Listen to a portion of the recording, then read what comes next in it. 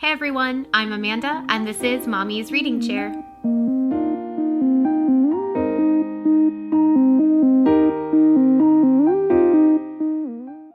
Welcome back to my channel. I haven't posted a whole lot this month because what a crazy month, am I right? I think most of us can probably agree that March was pretty ridiculous. Right now, of course, we are all under orders to stay in as much as possible, which you'd think that I would get a lot of reading done under circumstances like this. However, my schedule really hasn't changed much, being a stay-at-home mom of two children that are not of school age. So my schedule really hasn't changed a lot. My husband works from home anyway, so it hasn't really impacted us, except my son does go to preschool 2 or 3 days a week in the mornings. So that's really the only time, the only thing that it's really affected. So I didn't really get any extra reading done this month, but I actually do plan to in April. So keep an eye out for my April TBR coming up. But for March, I really had very low expectations for this month. I was excited for a couple of books. It wound up being a just okay month, which is better than what I expected it to be. So I'll take it. But it kind of started off poorly. First off, I started with my book club book for the month of March, and that was Something in the Water by Catherine Steadman. This one I had kind of high expectations for. I generally have high expectations for thrillers, and I don't really know why. I think just because I've read so many good thrillers. But I had a high expectations, and unfortunately this one fell flat for me. I wound up giving it 3 out of 5 stars, which I actually think is kind of generous. This book I felt was pretty predictable. I was waiting for a twist that never ever came. Some good things about this book: I did like the narrator. I felt like her character was pretty relatable until the end. And then I really just wanted to throw the book at her because it was pretty bad. No spoilers, of course, because it is a thriller. Unfortunately, I wasn't thrilled by it. It follows 2 characters that are on their honeymoon in Bora Bora, and they, surprise, find something in the water. I really felt like it was going to be something like mind-blowing that they would find in the water. Unfortunately, it wasn't. I wasn't thrilled by it, like I said. And again, I gave it 3 out of 5 stars. But now that I'm thinking back on it, it's probably not going to be a memorable book for me. And like I said, I had started off on the wrong foot because my next book, the second book I read in March, I wound up giving up on, which I don't do often. This is the second book this year that I have DNF'd, which is terrible. That is, usually I'll DNF like 1 book a year, and now I'm already at 2 in 2020. It's ridiculous. This one surprised me that I DNF'd it because I really had high expectations for it, since it is such a beloved book, and that is Love in the Time of Cholera.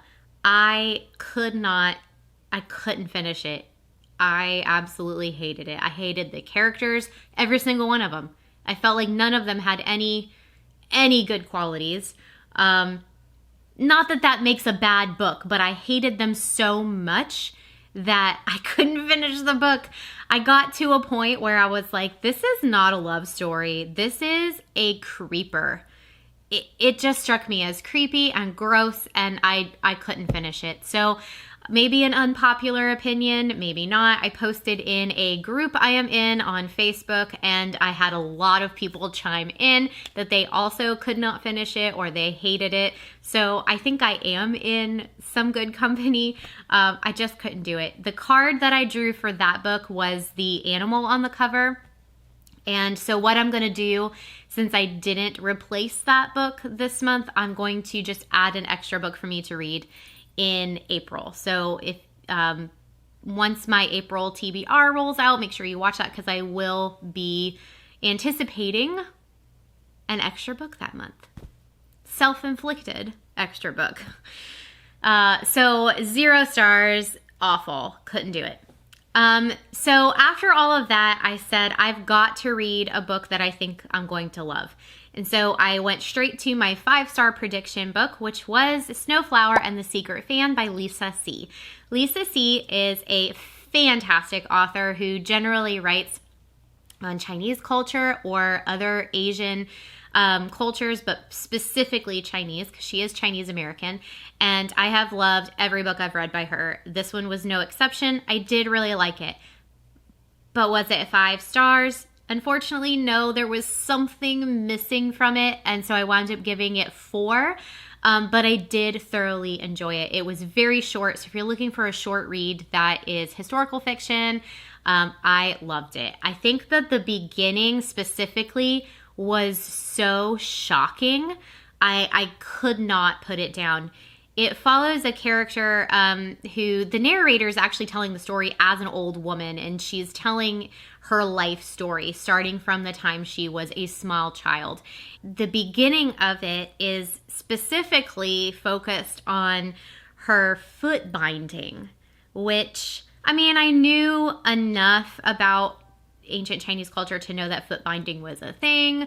I knew what they did, but I didn't really know the extent of it until I read this book. And then I Googled it, and it blew my mind that these women had to go through that. I also learned the statistic that 1 in 4 girls who had their feet bound would die from it. And in fact, that is something that is dealt with in the book.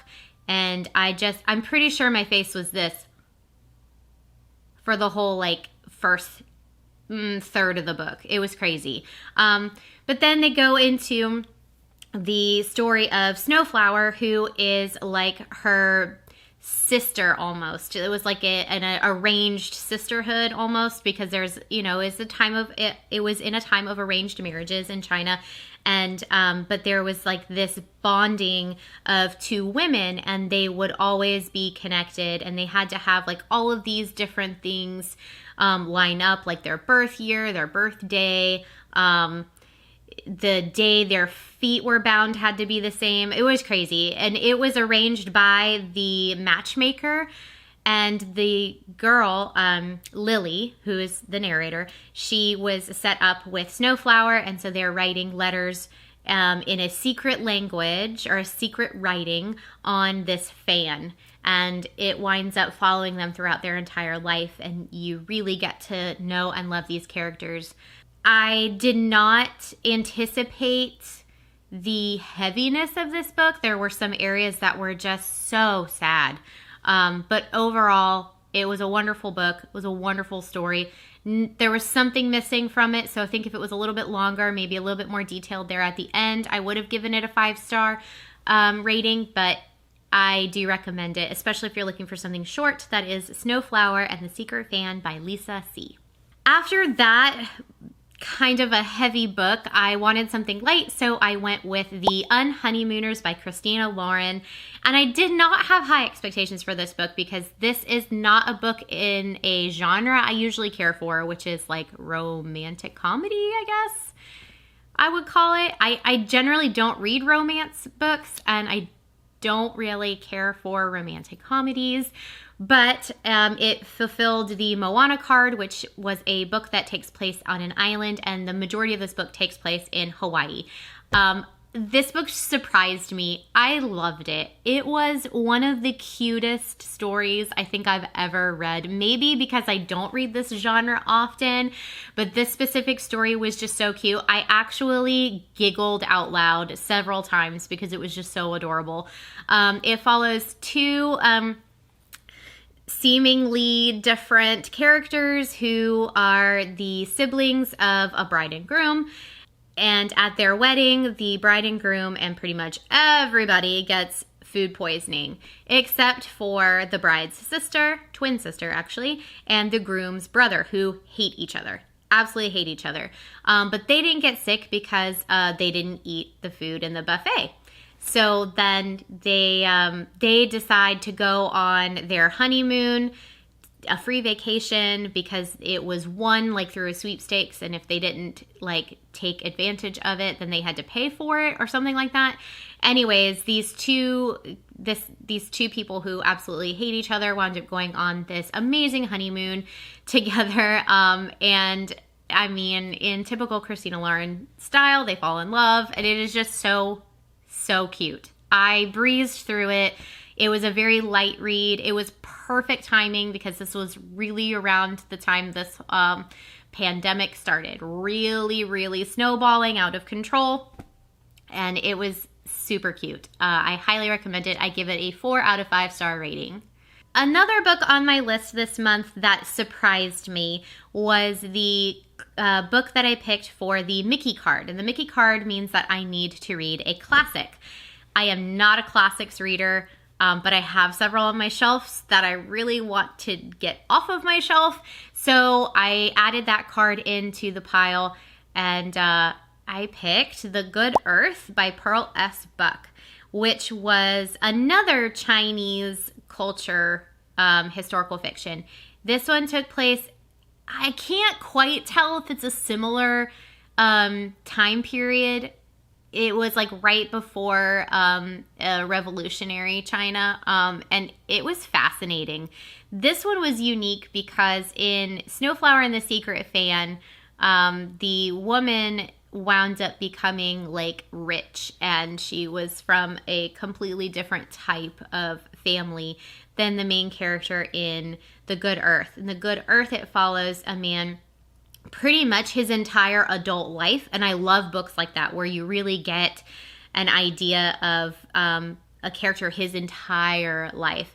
So it starts with Wang Lung, who is a poor farmer taking care of his elderly father, and it follows him from his wedding day, which was an arranged marriage with a slave girl from like a really rich house, and it follows their life until he dies. The ups and downs in this book were crazy because he went from, average Joe to starving on the streets to getting back to average Joe status, and then winding up being this outrageously rich man with a huge family. So I actually was very, very surprised that I liked this book as much as I did. It got to a point where I could not put it down. If you like classics, if you like books that follow ancient Chinese culture, which I guess I do, I recommend it. And that is The Good Earth by Pearl S. Buck. I give it 4 out of 5 stars. The last book that I finished this month was You're Never Weird on the Internet, Almost, by Felicia Day. This is a memoir by an actress that I love. She's just so cute and quirky. I listened to this as an audiobook, and if you are into memoirs, I recommend listening to them because 9 times out of 10, they are narrated by the author themselves, and it just adds in a really neat dynamic to the book because it is them telling their own story. And Felicia Day, she's just so cute and adorable, and I really feel like I relate to her because she's super nerdy and she loves video games, and there were several chapters that were so relatable to me that I laughed out loud while I was listening to it. In fact, I was listening to it while I played World of Warcraft, so that's kind of funny because she talked about World of Warcraft a lot. If you don't know who Felicia Day is, please look her up and look up this book because it was super cute. That is You're Never Weird on the Internet by Felicia Day, and I give it 3 out of 5 stars. So I finished my official TBR minus the one I DNF'd pretty early, so I went ahead and grabbed a book that I knew I would be reading in the month of April. I picked one of my 5-star prediction books, which actually doubles as my book club pick, which is kind of cool. And that is The Rules of Magic by Alice Hoffman. I am halfway through it, so I will talk more about that in my April TBR and wrap it up in my April wrap up, but I did start that. I'm about halfway through it. So far, I am loving it. I don't know if it'll wind up ending at a 5-star, but I am super duper enjoying it. And now it makes me want to read Practical Magic because this is a prequel to that. and watch that old movie, Practical Magic. I think that has Sandra Bullock in it. So that might be on my list of things to do while I'm stuck at home for the foreseeable future. That's all I've got for you today. Please keep an eye out for the April TBR, and don't forget to take a look at how to play Disney Chooses My TBR so you can play along at home. Thank you so much for watching. I'll see you next time.